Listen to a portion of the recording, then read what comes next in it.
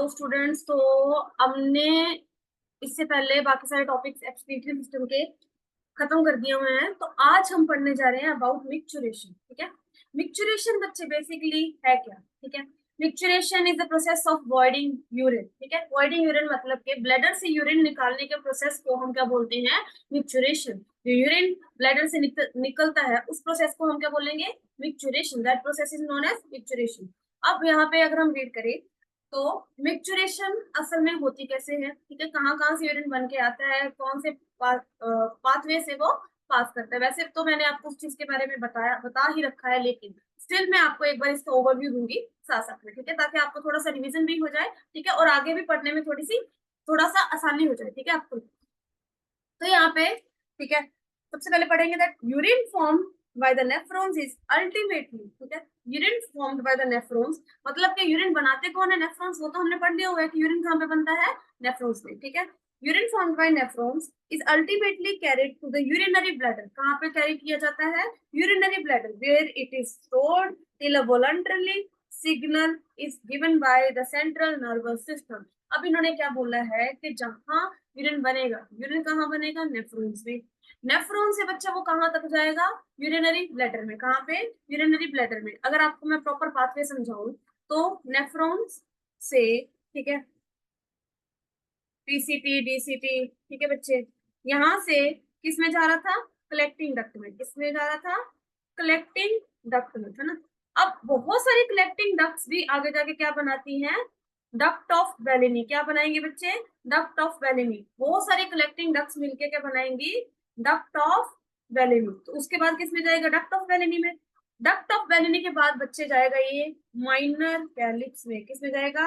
Minor calyx में। Minor calyx के बाद it will go in major calyx. Major calyx से बच्चे इसके बाद आएगा पेल्विस, रीनल पेल्विस। कौन सा पार्ट आएगा? That will B renal pelvis. Renal pelvis के बाद it will go in ureter. किस में जाएगा? यूरेटर में। यूरेटर के बाद it will go in urinary bladder. किसमें? यूरिनरी ब्लैडर में। और यूरिनरी ब्लैडर से आगे एक्सटेंड करता है यूरिथ्रा, जिसके थ्रू जो यूरिन है बाहर, ठीक है, बाहर क्या हो जाएगा? एक्सक्रीट हो जाएगा। क्या हो जाएगा बच्चे? एक्सक्रीट हो जाएगा। यहाँ पे अगर आपको मैं डायग्राम बना के दिखाऊं, ठीक है, अगर हम किडनी की डायग्राम बनाए, ठीक है बच्चे, तो आपको पता है कि मेड्यूलरी पिरामिड्स है। ठीक है, यहाँ पे हमारे पास क्या प्रेजेंट होता है? नेफ्रॉन। नेफ्रॉन प्रेजेंट होता है। नेफ्रॉन की डीसीटी किस में ओपन होती है? कलेक्टिंग डक्ट में। किस में होगी बच्चे? कलेक्टिंग डक्ट में। आगे यहाँ पे आएगी डक्ट ऑफ बेलिनी। आगे बहुत सारी कलेक्टिंग डक्ट्स मिलके क्या बनाएंगी? Duct of Bellini. ठीक है बच्चे, डक्ट ऑफ बेलिनी। ठीक है, फिर उसके बाद यहाँ पे आएगा माइनर कैलिक्स। यहाँ पे कौन सा आएगा बच्चे? यहाँ पे आएगा हमारे पास माइनर कैलिक्स। ठीक है, माइनर कैलिक्स। माइनर कैलिक्स, बहुत सारे माइनर कैलिक्स जब ओपन होते हैं एक जगह पे, that will be major calyx. ठीक है, बहुत सारे माइनर कैलिक्स बन के क्या बनाते हैं? Major calyx. ये मैं आपको वैसे आगे पढ़ा के आई हूँ, लेकिन थोड़ा सा ओवरव्यू जल्दी जल्दी मैं आपको दे रही हूँ ताकि आपको थोड़ा सा रिवाइज हो जाए पिछला। ठीक है, माइनर कैलिक्स के बाद कौन सा आएगा? Major calyx. बहुत सारे माइनर कैलिक्स जब मिलते हैं तो क्या बनाएंगे? Major calyx. मेजर कैलिक्स के बाद यहाँ पे जो स्ट्रक्चर है that will B renal pelvis. कौन सा होगा बच्चे? Renal pelvis. अब रीनल पेल्विस के बाद, ठीक है, रीनल पेल्विस के बाद यहाँ से जो ट्यूब निकलेगी दैट विल बी, उसको क्या बोलेंगे हम? यूरेटर। क्या बोलेंगे बच्चे? यूरेटर। ठीक है, यूरेटर क्या होगा?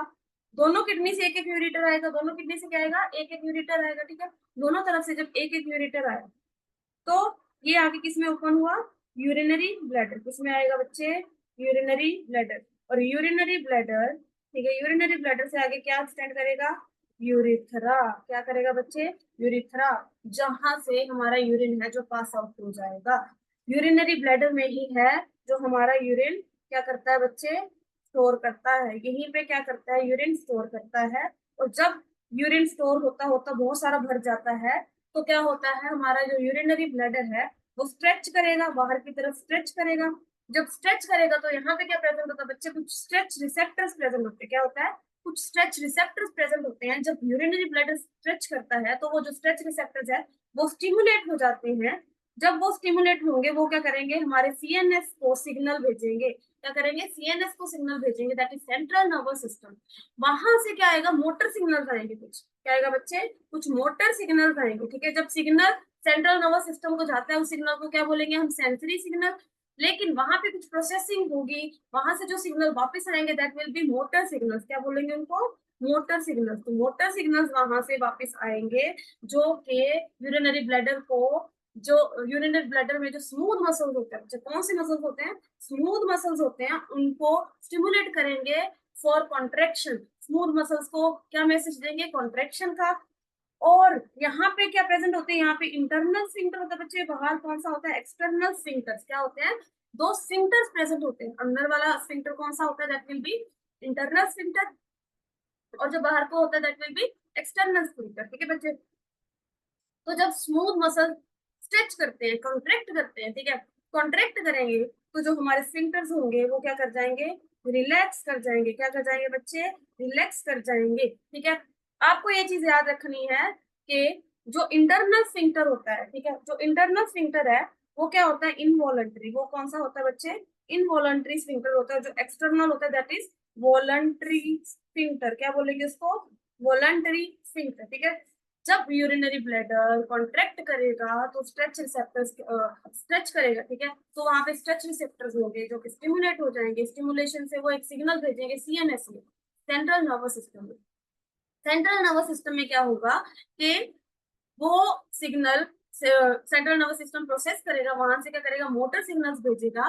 मोटर सिग्नल्स में क्या आएगा कि हमारे जो स्मूथ मसल्स हैं, ठीक है, यूरिनरी ब्लैडर के, वो क्या करेंगे, कॉन्ट्रैक्ट करेंगे। और साथ में जो स्फिंक्टर्स हैं बच्चे वो क्या कर जाएंगे, रिलैक्स कर जाएंगे। जब वो रिलैक्स करेंगे तो यूरिन क्या हो जाएगा, एक्सक्रीट हो जाएगा हमारे यूरिथ्रा के थ्रू। किसके थ्रू, यूरिथ्रा के थ्रू एक्सक्रीट हो जाएगा। And that process is known as micturition. क्या बोलते हैं उस प्रोसेस को, मिक्चुरेशन बोलते हैं बच्चे। ठीक है, यहाँ पे अब मैंने आपको पढ़ाया that urine formed by the nephrons is ultimately carried to the urinary bladder, ठीक है, where it is stored till a voluntary signal is given by the nervous central nervous system। जब तक के वहां से कोई वॉलंटरी, कौन सा सिग्नल नहीं आता, वॉलंटरी। वॉलंटरी सिग्नल का मतलब है कि हमारी इच्छा होगी। ठीक है, वॉलंटरी सिग्नल नहीं आएगा। ठीक है, वहां से this signal is initiated by the stretching of the urinary bladder as it gets filled with urine। This signal is initiated by stretching of the urinary bladder. जब होता रहेगा हमारा जो gall bladder, sorry gall bladder होगी, जो urinary bladder है, अगर वो भरता रहेगा तो एकदम से वो स्ट्रेच करेगा, है ना। आप किसी बलून को भी भरोगे, धीरे धीरे बच्चे को स्ट्रेच तो करते ही है। सिमिलरली क्या होगा, अगर यूरिन भरता रहेगा तो जो हमारा यूरिनरी ब्लैडर है वो भी स्ट्रेच करेगा। स्ट्रेच करेगा तो वहां पे जो रिसेप्टर्स होंगे वो स्टिमुलेट होंगे। ठीक है, in stimulate the stretch receptors on the walls of the bladder send signals to CNS। ठीक है, the CNS passes on motor messages। बताया ना आपको, मोटर मैसेजेस भेजेगा। the CNS will passes on motor messages to initiate the contraction of smooth muscles of the bladder। ठीक है बच्चे, and simultaneous relaxation of the urethral sphincter causing the release of urine। मैंने आपको क्या बताया था कि स्मूथ मसल्स क्या होंगे, कॉन्ट्रैक्ट होंगे, और जो हमारे स्फिंक्टर्स होंगे वो क्या हो जाएंगे, रिलैक्स हो जाएंगे। ठीक है बच्चे, इसके बाद हम पढ़ेंगे that the process of release of urine is called micturition. ठीक है, मिक्चुरेशन किसको बोलते हैं, जिस प्रोसेस में यूरिन रिलीज होता है, that process is known as micturition. And the neural mechanism causing it, क्योंकि न्यूरल मैकेनिज्म से ही तो कॉज हुआ, स्ट्रेच रिसेप्टर स्टिमुलेट हुए, सीएनएस में सिग्नल गया, वहां से सिग्नल आया, उसके बाद ही मिक्चुरेशन का प्रोसेस हुआ। तो that neural mechanism causing it is called the micturition reflex. इसको क्या बोलेंगे, मिक्चुरेशन रिफ्लेक्स।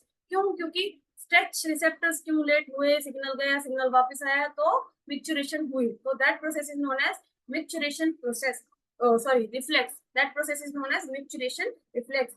एंड अब यहाँ पे बताया हुआ है that an adult human excretes on an average 1 to 1.5 liter of urine per day। एक दिन में एक अडल्ट ह्यूमन मैक्सिमम कितना यूरिन निकालता है, that is 1 to 1.5 litres per day. कितना, 1 to 1.5 लीटर्स पर डे। ये तो हमें जनरली भी पता होना चाहिए। ठीक है, जनरली किसी के लिए भी ये चीज पता होनी चाहिए कि दिन में हम कितना यूरिन निकालते हैं, मैक्सिमम टू मिनिमम। ठीक है बच्चे, नेक्स्ट है the urine form is a light yellow coloured watery fluid which is slightly acidic. ठीक है, यूरिन क्या होता है, लाइट येलो कलर का होता है, जो आपको सबको पता है, एसिडिक होता है।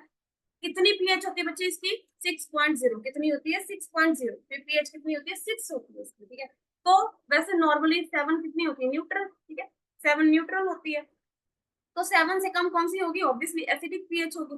ठीक है, तो ये स्लाइटली क्या होता है, एसिडिक। क्या होता है, स्लाइटली एसिडिक। ठीक है, इसके बाद ऑन एन एवरेज, और इसकी ऑर्डर होती है, करेक्टरिस्टिक ऑर्डर होती है, पर्टिकुलर इसकी ऑर्डर होती है। ठीक है, on an average 25 to 30 gram of urea is excreted out per day. ये आपको साथ साथ में याद करना पड़ेगा कि टोटल कितना यूरिया ऑलमोस्ट एक दिन में हम एक्सक्रीट करते हैं, दैट इज 25 to 30 ग्राम। कितना, 25 to 30 ग्राम। ठीक है, इसके बाद analysis of various conditions can effect the characteristics of urine. हमारी बॉडी में बहुत सारी कंडीशंस है, क्योंकि किडनी का काम क्या है, अल्टीमेटली यूरिन को पास करना, वेस्ट मटेरियल्स को पास करना, यूरिया पास करना। जितना भी बॉडी में वेस्ट मटेरियल बन रहा है उसको किडनी क्या करती है, रिमूव करती है विद वाटर। ठीक है, अब लेकिन कोई अगर कहीं पे प्रॉब्लम आएगी बॉडी में, तो वेस्टेज रिमूवल में भी प्रॉब्लम आएगी, किसी चीज के कम बनने में, ज्यादा बनेगा, कोई भी प्रॉब्लम है बॉडी में, कहीं भी कोई डिसऑर्डर है, तो डेफिनेटली वहां के मेटाबॉलिज्म में फर्क पड़ेगा, केमिकल एक्टिविटीज में फर्क पड़ेगा, तो वेस्ट मटेरियल में भी फर्क पड़ेगा।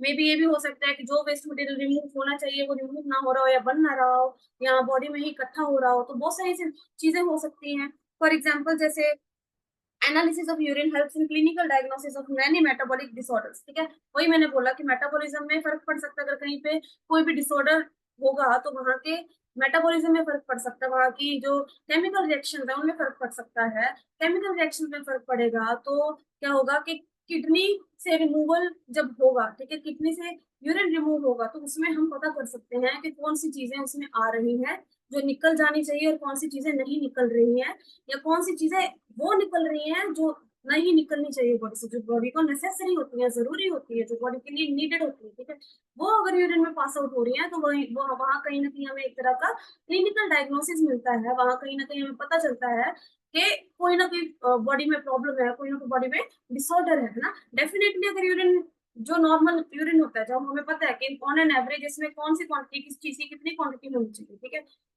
उससे जब ऊपर या नीचे कोई चीज होती है तो वो हमारे लिए क्लिनिकल डायग्नोसिस होता है। इसीलिए कितनी बीमारियों में बच्चे डॉक्टर्स हैं, ठीक है, हम हैं जो क्या करते हैं कि ब्लड टेस्ट के साथ साथ यूरिन टेस्ट के लिए भी बोलते हैं, क्योंकि यूरिन टेस्ट में बहुत सारी ऐसी बीमारियां हैं जो टेस्ट की जाती है। ठीक है, जैसे कि यहाँ पे for example the presence of glucose and ketone bodies in urine are indicative of diabetes mellitus. अब डायबिटीज मेलाइटिस में क्या होता है, बच्चे के बॉडी में ग्लूकोज ब्लड में इकट्ठी होती रहती है, इकट्ठी होती रहती है, सेल्स ग्लूकोज को यूज ही नहीं कर पाते, डायबिटीज मेलाइटिस में यूज ही नहीं कर पाते, उसकी वजह से कीटोन बॉडीज बनती है बहुत सारी ब्लड में, जो ब्लड में आती है। अब ब्लड में ग्लूकोज का अमाउंट बढ़ेगा, कीटोन बॉडीज का अमाउंट बढ़ेगा, तो डेफिनेटली फिल्ट्रेशन के टाइम क्या होगा, यूरिन में भी हमें ग्लूकोज और कीटोन बॉडीज में देखने को मिलेंगे। ठीक है, तो वहां से हम अंदाजा लगा सकते हैं कि जो पर्सन है वो किससे डिजीज है, दैट इज डायबिटीज मेलाइटिस। उसको क्या है, डायबिटीज मेलाइटिस। ठीक है, अब ग्लूकोज अगर हमें यूरिन में मिल रहा है बेटा, that disease will be known as glycosuria. क्या बोलेंगे उसको, उस डिसऑर्डर को क्या बोलेंगे, ग्लाइकोसूरिया। और अगर कीटोन बॉडी साथ साथ में मिल रही है तो दैट विल बी कीटोन्यूरिया। क्या बोलेंगे उसको, कीटोन्यूरिया। ठीक है, नेक्स्ट हम पढ़ेंगे that role of other organs. क्या पढ़ेंगे, role of other organs in excretion. ठीक है, ये तो हमें पता है कि किडनीज हैं जो एक्सक्रीशन में, वेस्ट मटेरियल के एक्सक्रीशन में हेल्प करती है, कहीं ना कहीं डेफिकेशन, ठीक है, जहाँ से हम हमारे इंटेस्टाइन से, एनस से फीसिस भी पास आउट करते हैं, वो भी कहीं ना कहीं वेस्ट मटेरियल है। तो इनके अलावा भी कुछ ऐसे ऑर्गन्स है बॉडी में जो कहीं ना कहीं कुछ अमाउंट में जो है बॉडी के वेस्ट को रिमूव करने में हेल्प करते हैं। एक तो बच्चे बहुत ही सिंपल है, आपके सामने है कि that you are inhaling oxygen and you are exhaling carbon dioxide. ठीक है, carbon dioxide is also a waste material produced by the cells। ठीक है, after using oxygen, oxygen use करके, है ना, कुछ केमिकल रिएक्शंस करके उसमें से ऑक्सीजन यूज कर लेते हैं, और as a waste material they produce carbon dioxide which is get remove while exhaling. ठीक है, जब हम एक्सहेल करते हैं तो उसको हम, है ना, निकालते हैं, तो that is also a waste material, है ना, रिमूव्ड बाय आवर लंग्स। कौन रिमूव करता है उसको, लंग्स रिमूव करते हैं। और साथ साथ में ऐसा भी नहीं है कि सिर्फ कार्बन डाइऑक्साइड रिमूव हो रही है, उसके साथ कुछ एयर पार्टिकल्स जा रहे हैं, एयर में कुछ ह्यूमिडिफिकेशन होती है बच्चे, कुछ वाटर वेपर्स होते हैं, साथ साथ में हम किसका रिमूवल कर रहे हैं, पानी का भी साथ साथ में हम रिमूवल कर रहे हैं along with the carbon dioxide. तो यहाँ पे हम बोल सकते हैं दैट, हाँ देखो, other than kidneys, lungs, liver and skin, skin भी कहीं ना कहीं हेल्प करती है उसी चीजों के रिमूवल में। हमें भी पता है कभी हमें स्वेटिंग आती है, कभी ऑयल आता है,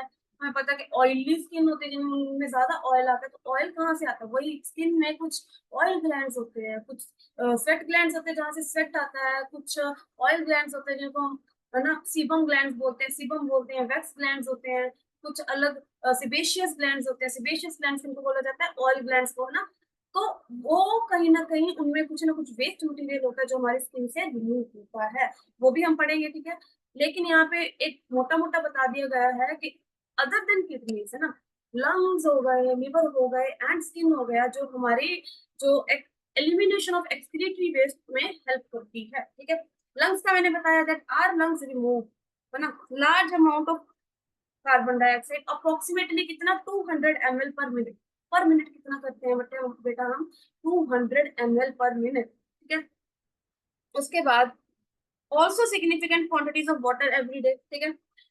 liver the largest gland in our body, liver, एक चीज आपको पता ही है कि जो लार्जेस्ट ग्लैंड अपनी बॉडी में वो कौन सा है, लिवर। कौन सा है, liver secretes bile containing substances like bilirubin, biliverdin, जिनमें जो बाइल कंटेन करते हैं वो वाले सब्सटेंसेस का वो रिमूवल करते हैं, लाइक बिलीरुबिन, बिलीवर्डिन। आपको भी पता है बच्चे, bilirubin, biliverdin through our urine and through our faeces उनके साथ रिमूव होते हैं, ठीक है, उनके साथ रिमूव होते हैं। कोलेस्ट्रॉल, ठीक है, कोलेस्ट्रॉल को ना रिमूव करने में हेल्प करता है। कोई डिग्रेडेड जो स्टेरॉइड हार्मोन्स होते हैं, ठीक है, स्टेरॉइड हार्मोन्स हो गए, उसके अलावा विटामिन हो गई, कोई ड्रग्स हो गई, उनको डिटॉक्सिफाई करते हैं, उनके रिमूवल में जो ये लीवर है वो हेल्प करता है, ठीक है।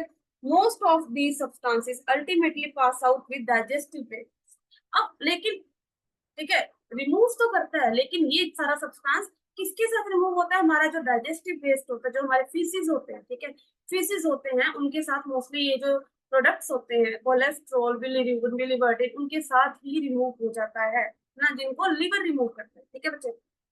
उसके अलावा the sweat and sebaceous glands in skin can eliminate certain substances through their excretions। मैंने बताया स्किन से भी बहुत सारी चीजें एक्सक्रीट होती हैं, एक्सक्रीट होती हैं, और वो किसके थ्रू होती हैं, स्वेट ग्लैंड्स प्रेजेंट होते हैं स्किन में, है ना, स्वेट ग्लैंड्स होते हैं, है ना, और साथ में सेबेशियस ग्लैंड्स होते हैं, स्वेट ग्लैंड्स होते हैं और सेबेशियस ग्लैंड्स होते हैं। स्वेट ग्लैंड से क्या निकलता है, वाटर निकलता है, वाटर के साथ बच्चे सॉल्ट निकलता है, सॉल्ट का फॉर्मूला है हमारे पास NaCl, ठीक है, NaCl निकलता है। तो स्वेट से आपको पता हो, कभी भी आप मतलब गर्मी में बहुत ज्यादा पसीने में भीग चुके हो तो आपको पसीना आ रहा है, तो बहुत टाइम हो, मेरे साथ तो बहुत बार हुआ है कि ऐसे पसीना चलता चलता मुंह में लग गया, थोड़ा बहुत ना टेस्ट तो आ ही जाता है, हमें पता है कि पसीने का क्या टेस्ट होता है, तो उसमें आपको फील हुआ कई बार नमक नमक लगता है आपको, तो वो भी कहाँ से रिमूव हो रहा था, हमारी स्किन से रिमूव हो रहा था। कहाँ से रिमूव होता है, पहले मुझे लगता था कि हाँ मिट्टी लगी होती है तो पसीना आ गया, तो मिट्टी के साथ हमारे फेस पे कहीं ना कहीं मतलब के उड़ के जो है सॉल्ट लग जाता होगा, पहले मतलब पहले सोचते थे हम, है ना, पहले छोटे होते तो इतना दिमाग नहीं होता, तो उस टाइम यही सोचते थे कि हाँ पसीना आ रहा है तो मिट्टी मिट्टी आ रही है, फेस फेस का ज्यादा मिट्टी के साथ मिक्स होके तो हमें टेस्ट आ रहा है, तो लेकिन ऐसा नहीं होता ना, मिट्टी तो चलो होती होती है, लेकिन उसके साथ क्या रिमूव हो रहा था, स्किन से क्या रिमूव हो रहा होता है, NaCl रिमूव होता है, ठीक है, इसीलिए जो हमारा पसीना होता है थोड़ा नमकीन होता है, ठीक है। उसके अलावा क्या है कि sweat produced by the large sweat glands is a watery fluid containing NaCl, ठीक है, मैंने आपको बताया NaCl कंटेन करता है, और क्या कंटेन करता है, यूरिया कंटेन करता है, क्या कंटेन करेगा बच्चे, यूरिया, साथ में लैक्टिक एसिड, है ना, और भी चीजें कंटेन करता है, लैक्टिक एसिड, यूरिया, है ना, ये सब चीजें साथ साथ में कंटेन करता है। कुछ अमाउंट ऑफ यूरिया हमारे स्वेट से भी रिलीज होता है, ठीक है। नेक्स्ट है, through the primary function of sweat is to facilitate a cooling effect on the body surface. देखो प्राइमरी फंक्शन क्या होता है, अब कभी गर्मी है, गर्मी में पसीना आता क्यों है, क्योंकि पसीना आएगा, बॉडी थोड़ी गिल्ली होगी, तो जब हवा लगेगी तो थोड़ा कूलिंग इफेक्ट मिलेगा, हमें क्या मिलेगा, थोड़ा कूलिंग इफेक्ट मिलेगा, तो प्राइमरी फंक्शन इसका सेट का ये भी होता है। सेकेंडरी फंक्शन क्या आ गया कि removal of waste, removal of waste, ठीक है, जैसे वाटर, NaCl और यूरिया, लैक्टिक एसिड, ये हमने पढ़ा है, ठीक है। नेक्स्ट है, it also helps in removal of some of the waste mentioned above, ठीक है। ऑब्वियसली मूवमेंट बताया, सेकेंडरी फंक्शन कौन सा आ गया, Sebaceous glands eliminate certain substances like sterols, hydrocarbons, waxes through sebum. ठीक है, अब इन्होंने बताया कि सेबेशियस ग्लैंड्स ऑयल ग्लैंड्स होते हैं, उनके थ्रू कौन कौन से सब्सटेंसेस रिमूव होते हैं, दैट इज स्टेरोल्स, है ना, स्टेरोल्स हो गए, जैसे कोलेस्ट्रॉल का ही पार्ट हो जाता है स्टेरोल्स, ठीक है, हाइड्रोकार्बन्स हो गए बच्चे, एंड वैक्सीज, वैक्सीज जो एकदम से में वैक्स टाइप फील होता है ना, ऑयली स्किन होती है, सीबम हो गया ऑयल टाइप, है ना, सीबम को ऑयली बोलते हैं, तो वो रिमूव होता है थ्रू सेबेशियस ग्लैंड्स, ठीक है। और this secretion provides a protective oil covering. देखो वैक्सीज आपको पता है कानों में, कानों से भी वैक्स निकलती है, हमारे नाक से भी वैक्स निकलती है, तो वो जो चीज होती है दैट इज वैक्स, ठीक है। बाकी ऑयली जो चीज होती है ना, ऑयल निकलता है, दैट इज सीबम, ठीक है। तो ये भी चीजें रिमूव होती है हमारे स्किन से, these are also a part of waste material, ठीक है। This secretion provides a protective oily covering for the skin. देखो ये कहीं ना कहीं एक प्रोटेक्टिव कवरिंग भी करती है स्किन, ठीक है। You know that small amounts of nitrogen is waste. Nitrogen waste से आप ले सकते हैं urea, could be eliminated through saliva too. हमारा सलाइवा भी है, देखो कितनी अचंभित बात है कि सलाइवा भी कहीं ना कहीं थोड़ा अमाउंट ऑफ यूरिया, कुछ अमाउंट ऑफ नाइट्रोजन वेस्ट है जो रिमूव करते हैं ना। इंटरेस्टिंग बात है, याद रखने वाली बात है, ठीक है। यहाँ तक हमने कुछ एक्सक्रीशन के जो अदर ऑर्गन्स के थ्रू एक्सक्रीशन हो रही है उसके बारे में पढ़ लिया हुआ है। हमारे पास बच्चे जो हमारा लास्ट टॉपिक बचा हुआ that is disorders of the excretory system. कौन सा आएगा? डिसऑर्डर्स ऑफ एक्सक्रीटरी सिस्टम, ठीक है। अब एक्सक्रीटरी सिस्टम के कौन कौन से डिसऑर्डर हो सकते हैं? सबसे पहले कि malfunctioning of kidney can lead to accumulation of urea in blood, a condition called uraemia which is highly harmful and may lead to kidney, ठीक है, may lead to kidney failure. देखो simple सी बात है, kidney क्या करती है, time to time nitrogenous waste जो यूरिया है उसको रिमूव करते रहते, रिमूव करते रहते। बच्चे क्यों रिमूव होता है यूरिया वेस्ट ना? नेचुरल प्रोसेस है। डेफिनेटली यूरिया बॉडी के लिए हार्मफुल है, अगर आप उसको बॉडी में रखोगे तो वो हार्मफुल इफेक्ट करेगा, है ना। अगेंस्ट नेचर जाके आप यूरिया को एज अ जो वेस्ट प्रोडक्ट है आपकी बॉडी का, उसको अगर आप बॉडी में रखोगे तो वो दिक्कत देगा ही देगा कहीं ना कहीं, ठीक है। अब urea time to time remove होता रहता है, लेकिन अगर बाय चांस कुछ ऐसी प्रॉब्लम आ जाए कि आपकी किडनी उसको रिमूव नहीं कर पा रही है ना, कुछ उसमें कुछ थोड़ा बहुत डैमेज हो जाए या प्रॉपरली रिमूव नहीं कर पा रही है, बिल्कुल रिमूव नहीं कर पा रही, तो क्या हो जाएगा, हमारे ब्लड में जो है वो यूरिया इकट्ठा होना स्टार्ट हो जाएगा, and that condition is known as uraemia. क्या बोलेंगे उसको? यूरेमिया। ईमिया का मतलब होता है बच्चे ब्लड, ठीक है। तो ब्लड में यूरिया का इकट्ठा होना, that that condition will be known as uraemia. उसको क्या बोलेंगे? यूरेमिया, जो कि बहुत ही हार्मफुल होती है, ठीक है। यूरेमिया कंडीशन क्या है जो बहुत ही हार्मफुल होते हैं कि बॉडी में यूरिया बहुत सारा इकट्ठा होने लग जाएगा, तो उससे भी क्या हो सकता है, हमारी किडनी फेल हो सकती है। क्या हो सकते हैं बच्चे? किडनी फेल हो सकती है, ठीक है। तो उन पेशेंट्स में क्या किया जाता है जिनमें नेचुरली तो यूरिया पास आउट हो ही नहीं रहा, किडनी रिमूव ही नहीं कर पा रही है ना प्रॉपरली, बॉडी में इकट्ठा होता जा रहा है, तो उनके लिए एक आर्टिफिशियल किडनी का आजकल मतलब कि चला हुआ है ना, इतनी एक इन्वेंशन हुई है, काफी टाइम पहले हो गई थी, तो आजकल ये प्रोसेस यूज होता है आर्टिफिशियल किडनी का, that is also known as haemodialysis. क्या बोलते हैं इसको? हीमोडायलिसिस, ठीक है। आर्टिफिशियल किडनी का यूज लिया जाता है, ठीक है।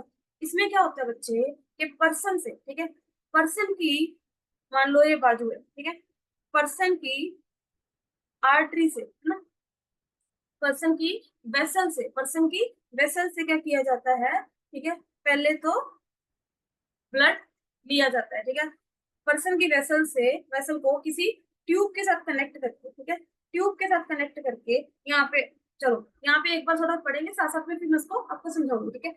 Malfunctioning of kidney can lead to accumulation of urea in blood, condition called uraemia which is highly harmful and may lead to kidney failure। किसको लीड करेगी? किडनी फेलियर को, ठीक है। In such patients urea can be removed by a process called haemodialysis, ठीक है। एक process है जिसके थ्रू हम यूरिया को आर्टिफिशियली रिमूव करवा सकते हैं, and that process is known as haemodialysis. अब हीमोडायलिसिस में होता क्या है, that the blood drained during the process of hemodialysis, the blood drained from a convenient artery। किससे? एक आर्टरी से ब्लड ड्रेन किया जाता है, मतलब आप लगा लो कि यहाँ पे अगर आर्टरी है ना, आर्टरी से एक ट्यूब कनेक्ट कर दी जाती है बच्चे, है ना, वो ट्यूब कनेक्ट कर दी जाती है, मतलब के blood drain from a convenient artery is pumped into a dialysing unit.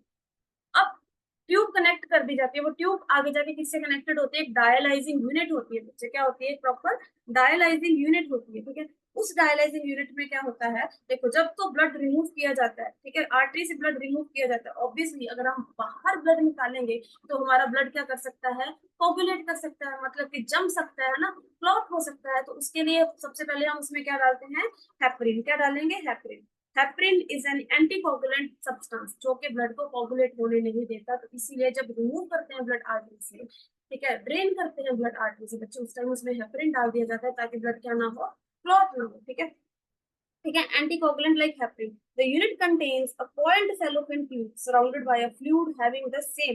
देखो इस यूनिट में क्या होता है कि कॉइल्ड, ऐसे कॉइल्ड सेलोफेन ट्यूब होती है, क्या होती है, कॉइल्ड सेलोफेन ट्यूब होती है, कॉइल्ड सेलोफेन ट्यूब होती हैं, जो के होती हैं बच्चे, जिनके आसपास क्या होता है कि फ्लूइड होता है, डायलाइजिंग फ्लूइड होता है। क्या होता है, कुछ डायलाइजिंग, कुछ, देखो कुछ डायलाइजिंग फ्लूइड होता है, ठीक है, जो कि जिसकी जो कॉम्पोजिशन होती है सिमिलर टू ब्लड होती है, किसके जैसे होती है, बिल्कुल ब्लड की सिमिलर होती है, किसके जैसे होती है, बिल्कुल ब्लड की सिमिलर होती है। लेकिन इसमें एक चीज प्रेजेंट नहीं होती, दैट इज यूरिया। क्या नहीं प्रेजेंट होता, यूरिया, क्योंकि यूरिया तो हमने अपने ब्लड से रिमूव करना है ना। तो यहाँ पे हम डायलाइजिंग यूनिट में जो फ्लूइड भरते हैं उसमें हम यूरिया नहीं रखते। क्यों, क्योंकि यूरिया नहीं रखेंगे ब्लड को, ठीक है, ब्लड को एज इट यहाँ पे रखेंगे, बिल्कुल सेम कंसेंट्रेशन ब्लड की यहाँ पे डायलाइजिंग फ्लूइड रखेंगे और ब्लड में यूरिया प्रेजेंट होगा। आपको पता है कि सब्सटेंसेस का जो वेस्ट मटेरियल जो आयंस का मूवमेंट होता है, that is from high concentration to low concentration. कहाँ से होगा, high concentration to low concentration. तो मतलब यहाँ पे high concentration to low concentration है, जो सब्सटेंसेस मूव करेंगे क्या करेंगे, substances from high concentration to low concentration move करेंगे, मतलब कंसेंट्रेशन ग्रेडियंट के अकॉर्डिंग यहाँ पे मूवमेंट होगी। कंसेंट्रेशन ग्रेडियंट की होगी, मतलब कि अगर हमारी सेलोफेन ट्यूब्स है ना, सेलोफेन ट्यूब्स भी किसकी जो मेम्ब्रेन होती है वो भी कौन सी होती है, सेमी परमिएबल मेम्ब्रेन। कौन सी होती है बच्चे, semi permeable membrane. Semi permeable membrane क्यों होती है, क्योंकि इसके थ्रू क्या होता है, कंसेंट्रेशन ग्रेडियंट के अकॉर्डिंग है जो सब्सटेंसेस वो मूव करते हैं, क्या करते हैं, कंसेंट्रेशन ग्रेडियंट के अकॉर्डिंग ही ऑस्मोसिस प्रोसेस होता है ना, सेमी परमेबल मेम्ब्रेन के थ्रू ही होगा।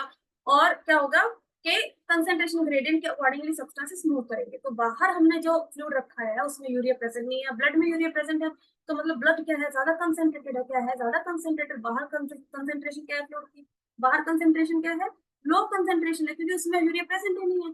तो क्या होगा कि जब हम यहाँ से बच्चे ना ब्लड को भेजेंगे, यहाँ से क्या करेंगे, ब्लड को भेजेंगे, तो वो सेलोफेन ट्यूब्स के थ्रू ट्रेवल करेगा, ठीक है। ट्रेवल करता करता क्या होगा कि जब ब्लड सेलोफेन ट्यूब्स के थ्रू ट्रेवल करेगा तो वहां से क्या होगा बच्चे, जो यूरिया होगा from high concentration to low concentration move करेगा, मतलब डायलाइजिंग जो फ्लूइड है उसमें एंटर करेगा।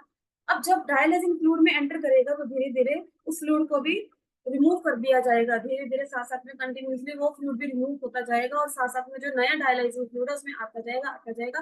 कंसेंट्रेशन फिर से लो होती जाएगी, बाहर की फिर से लो होती जाएगी और यूरिया पास आउट होता रहेगा। इस हिसाब से हमारा जो ब्लड है वो, है ना, लैक ऑफ यूरिया, मतलब कि बिल्कुल यूरिया लेस हो जाएगा, ठीक है, यूरिया उससे रिमूव कर दिया जाएगा। तो that process is known as haemodialysis. क्या बोलेंगे उसको, हीमोडायलिसिस। जब यूरिया रिमूव कर दिया जाएगा तो उसको वापस, ठीक है, वापस कहाँ भेज दिया जाएगा बच्चे, वेन में भेज दिया जाएगा। वापस कहाँ भेज दिया जाएगा, वेन में भेज दिया जाएगा। लेकिन उसमें क्या डाला जाएगा देन, एंटी हेपरिन, क्योंकि हेपरिन एक आउटसाइड सब्सटेंस है, उसको अगर हमने पहले डाला है तो उसको निकालना भी पड़ेगा, ठीक है।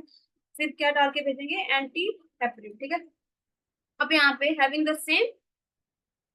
having the same composition, ठीक है, as that of plasma except the nitrogenous waste, ठीक है। नाइट्रोजनस वेस्ट मतलब कि यूरिया लिया गया है यहाँ पे।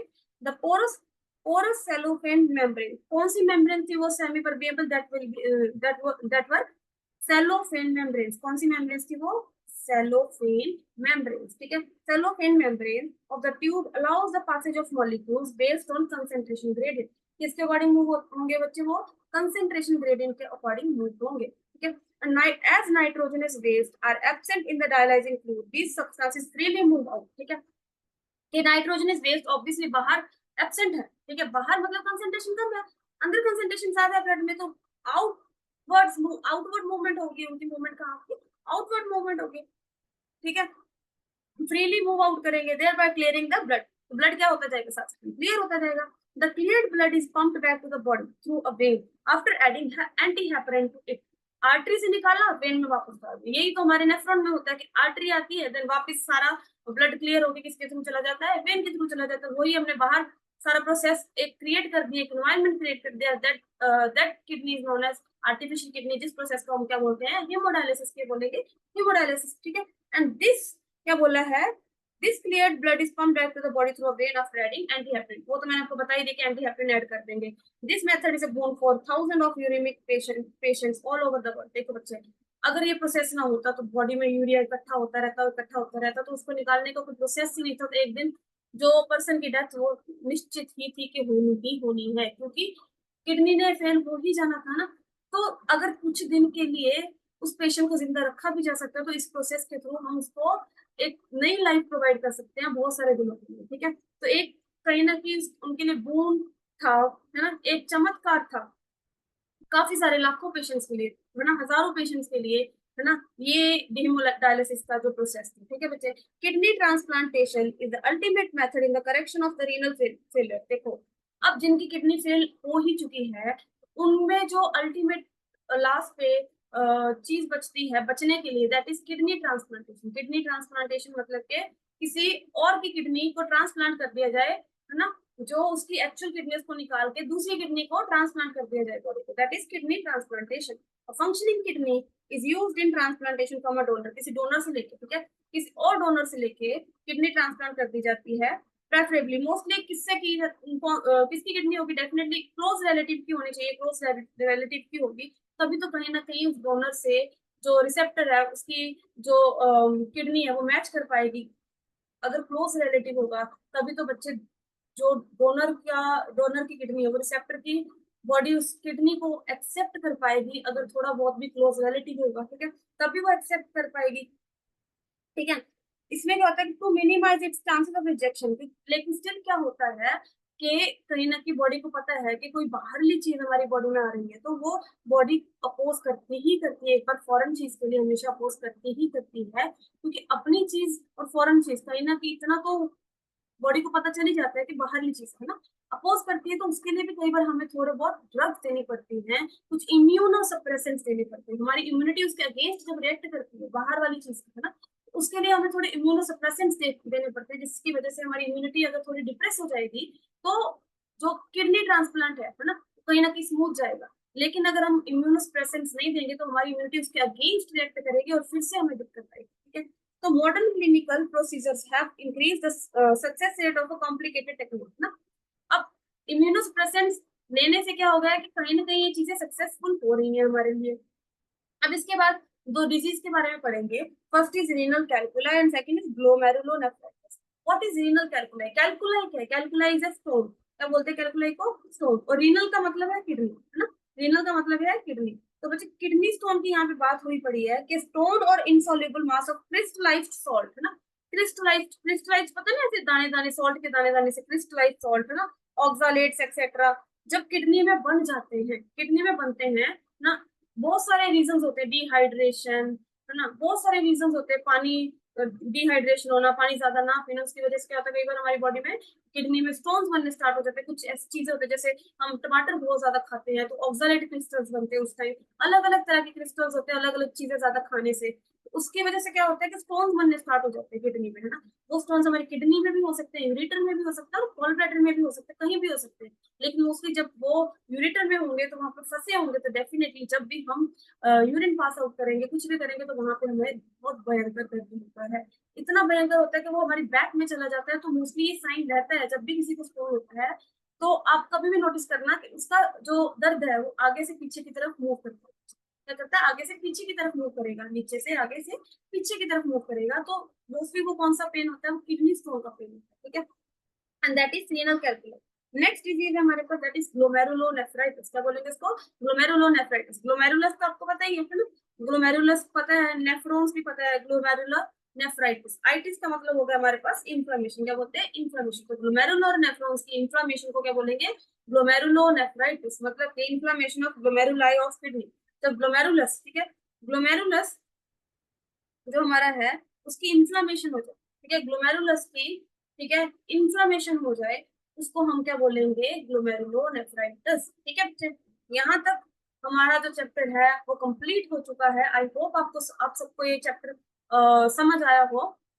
इसके बाद इस चैप्टर की रिवीजन के लिए थोड़े बहुत हम एमसीक्यू भी प्रैक्टिस करेंगे, लेकिन मेरे वाले एमसीक्यू पे डिपेंडेंट मत रहना, खुद भी थोड़ी सी प्रैक्टिस करना, क्योंकि जब तक आप लोग प्रैक्टिस नहीं करोगे तो आपको समझ भी नहीं आएंगी चीजें। लेकिन स्टिल आपके लिए एक लेक्चर रेडी करके रखूंगी मैं इस चीज के लिए कि आपको थोड़े बहुत जो एमसीक्यू हो मैं भी प्रैक्टिस करवा पाऊँ, ठीक है। तब तक के लिए थैंक यू।